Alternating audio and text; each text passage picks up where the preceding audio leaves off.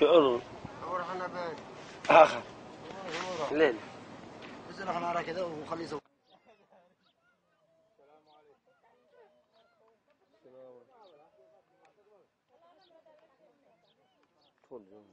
زوم لا داخل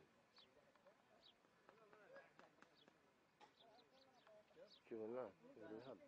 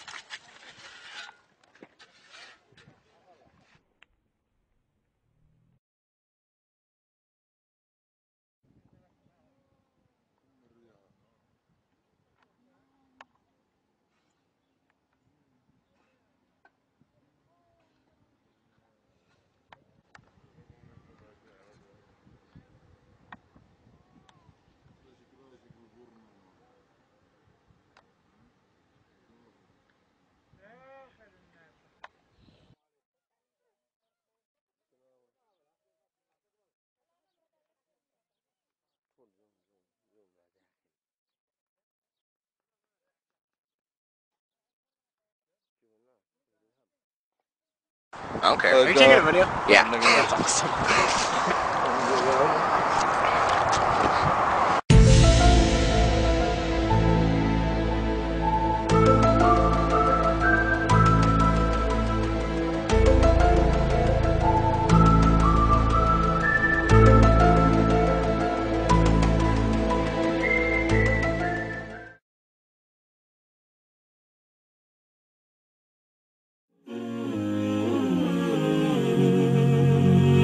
Prophet said, لا تقوم الساعة حتى تزول الجبال عن أماكنها. The end of time won't come until you see mountains removed from their places. When I was in Mecca, there's mountains have been removed from Mecca. Quran, one of the mountains that's known as the Ahad al-Akhshabain. When the angels came to the Prophet ﷺ and they asked him if he wanted to see the mountains, that they would يطبقهما على قريش. One of them was Abi Qubays and the other was Quran. Quran has been removed. It's gone. It's no longer there. The mountain is gone. A mountain that the Prophet ﷺ walked in its shade. A mountain that the Prophet ﷺ probably climbed as a boy. This mountain is now removed. Then the Prophet ﷺ said, لا تقوم الساعة حتى تزول الجبال عن أماكنها. These are signs for people to reflect. The Prophet I was on the Arabian Peninsula with my family, walking on the beach, and I came upon people in a public beach having sexual intercourse. In a public beach on the Arabian Peninsula. I'm not making this up. This is the level of fasad that is happening on our planet. The Prophet ﷺ said, لا تقوم الساعة حتى يتحارج الناس تحارج الحمير. That the end of time won't come until people are like animals openly. He said, sallallahu alayhi wasallam, that one of the signs of the end of time is civilized people would walk with their thighs exposed in the marketplaces. بادية الأفخاذ في الأسواق. People, pens, he said, would be everywhere. He said that people, out of their love of the world, you would get two-income families. That people would be two-income families. That he said a woman will out حرصا على الدنيا تعين زوجها على التجارة. Out of love for this world, she'll work like her husband to earn livelihood, neglecting the children. Some people are forced to do that. And there's no blame on that. But there's people that just out of love of dunya, they will abandon their children and go out. These are the things that are happening around us. He told us that towards the end of time, you will see the people, the ala, ri'asha, yatatawaluna fil bunyan. He said there will be poor people who were the desert people, and they were poor, and they were taking care of goats and animals, and then they'll begin to build huge buildings.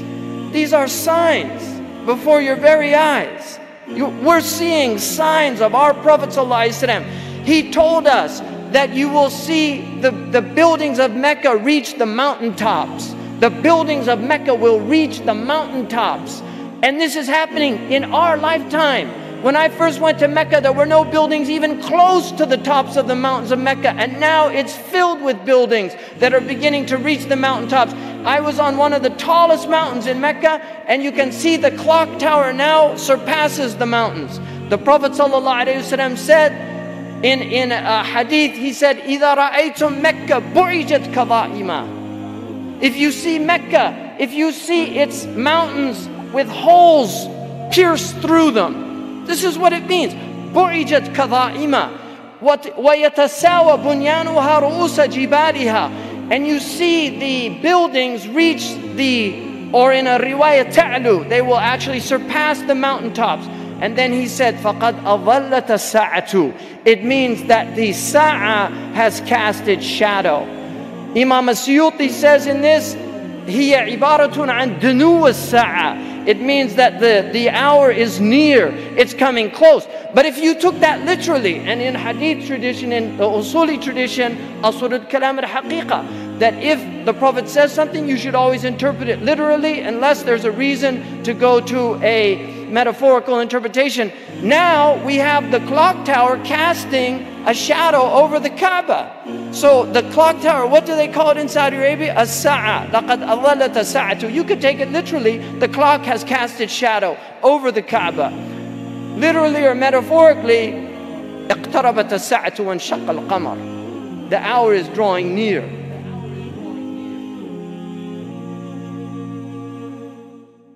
Allah, Allah, you are my all, you are my love.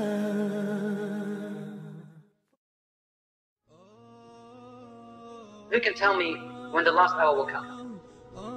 Who can tell me when the last hour is? Does anyone know? Allah knows. But I see that people are waiting until they see the sun rise from where it sets. Or they are waiting until the Dajjal comes out, or until the Mahdi comes out. They are waiting for that. La ya akhi. That's not how you should be waiting for the last hour. The Prophet ﷺ said, "Man mata faqad qamat qiyamatuh." Whoever dies, then his last hour has come. So it is death which is your last hour, not the Dajjal, not when the sun rises from where it sets. La. The last hour for every person, the qiyamah, is when you die. And you don't know when you are going to die. So therefore you are always preparing for your grave. And that is your last hour. Man mata faqad qamat qiyamatuh, the Prophet ﷺ said. Whoever dies, his last hour has come. So that's what you must be preparing for. Not preparing to meet the Dajjal. Wasting your time in finding out what are the signs of the last hour. Spending nights and days and talking about them. When you could die tomorrow. When that time comes, you can deal with it. Learn the basics. But you should be preparing for your grave, one. Thus we must take this matter seriously. We must prepare our luggage for our final destination. Allah Ta'ala says in Surah Al-Anbiya, اقترب للناس حسابهم وهم في غفلة معرضون. Draws near to mankind is their reckoning, is their destruction, yet they turn away in heedlessness. They hear these signs, we are hearing them tonight, but we turn away tonight and say, alhamdulillah, another lesson, just another lesson. But it's not just another lesson.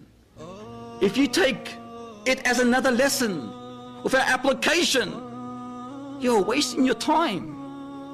It's not just another lesson. It must move yourself, make you move, make your body change, live differently from tonight. Change your whole life. That's why it is another lesson. But let it be another lesson in the sense where it becomes another life. Transforms into the reality of life.